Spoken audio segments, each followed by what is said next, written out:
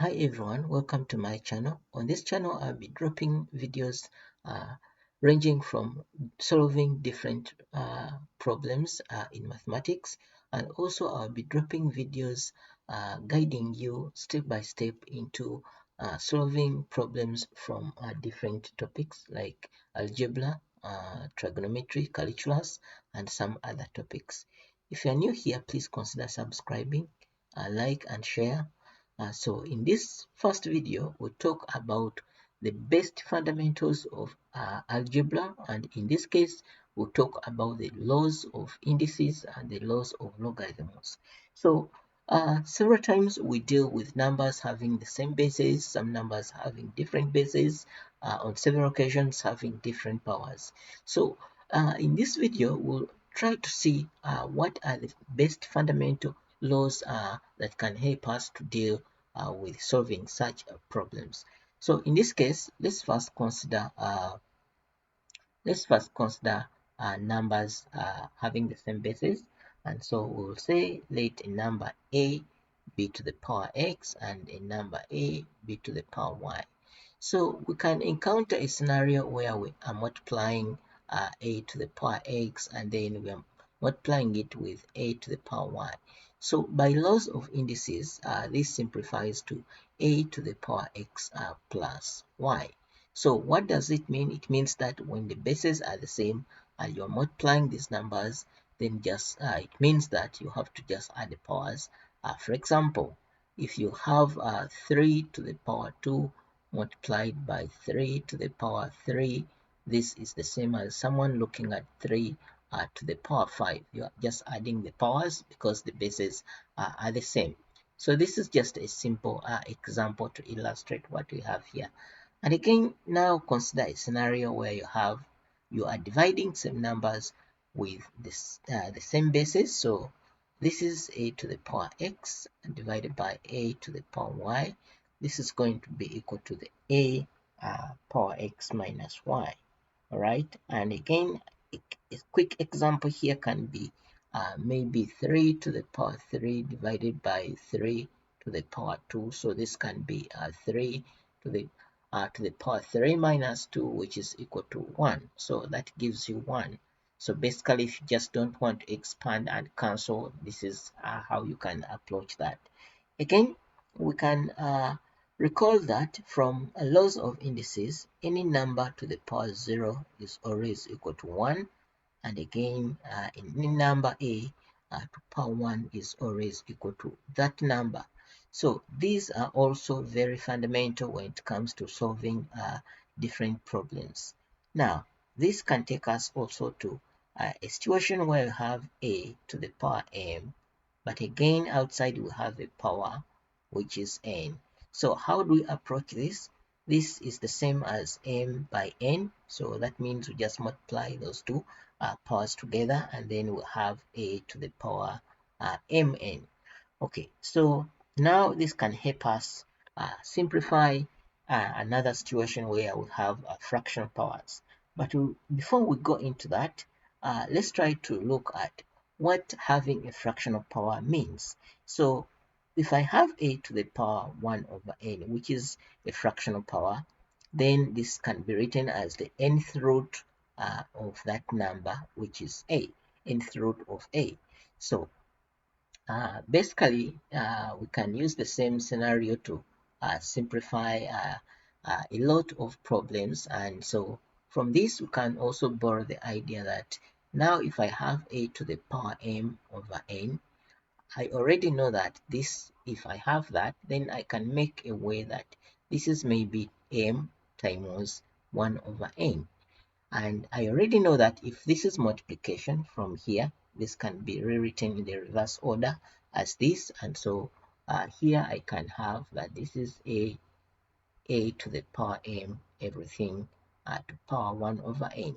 And so from this I can say that a to the power m over n, this is the same as, this is the nth root which you have just looked at here, and so I can write this as the nth root of a to the power m. And so this is how we can simplify a problem of that form. Now, so We can also note that from indices, we can say that if you have a certain situation where you have a to the power m and this is equal to a to the power n, this is basically trying to tell you that the bases are the same, so even the powers are supposed to be the same, and so that means m should be equal to n. Okay, so now we have another situation whereby you are dealing with a negative power. So let's take a look at this.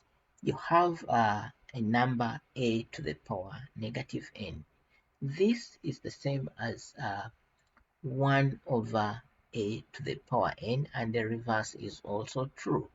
Now, suppose you have a fraction, right, which is, let's say, divided by b, and this is equal to, to the power minus a negative power.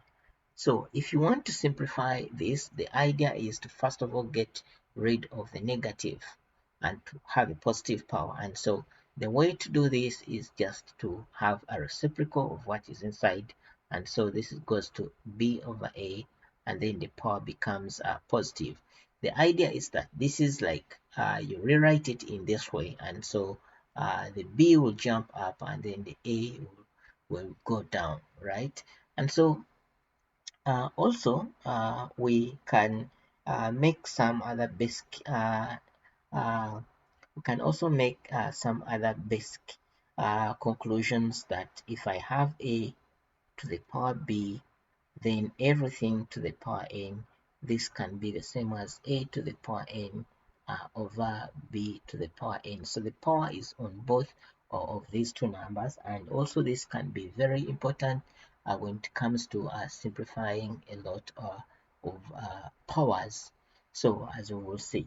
Now, I think we have almost exhausted almost all the rules of indices, and so now in this case we are going to look at logarithms. But before we look at logarithms, using this fact, again, this is the same thing as anyone looking at if you have nth root of a product of numbers like this, then this means that you have nth root of a multiplied by the nth root of b. So this is the same thing, but this is not the same if it's not the same idea or scenario would have if you had a positive or addition of these two numbers. No, it doesn't work that way, but for the multiplication it works this way. We can split these two into two, and we have nth root on that and nth root on that. So now let's jump into the logs and the laws of that guide us in logarithms. Again, even logarithms work both forward and in the reverse order, and so in this case we are going to look at log of a multiplication or a product, log of a times b to any base. This is going to be the same as log of a to any base n plus log of b to any base n. And suppose we are dividing these numbers, so this would be a over b to the power n, to base n, and this is going to be expanded as log of a to the base n, then take away log of b to the base n.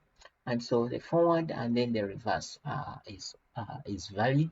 And then from here we can also look at if you have any number in multiply into the log of, let's say, a to base m, we can always take this number from behind and bring it to the front, and when you bring it to the front it becomes just a power.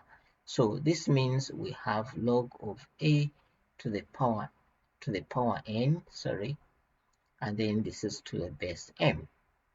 So again, this can help us to simplify a lot of problems, as we'll be looking at different problems involving such application. And also we take a note that if you are dealing with log of a certain number a to the base a, the number is the same as the base, or you can express this number here in terms of the base. then as long as you have this case, then this is always equal to 1. All right, and so on this case, we don't need to forget that log of 1 to any base, this is equal to 0. So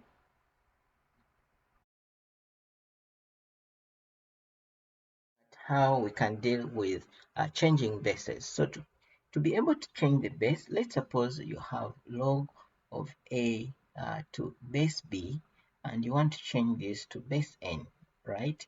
So this can be written as log of a to the desired base, which is n, divided by log of b to the desired base n.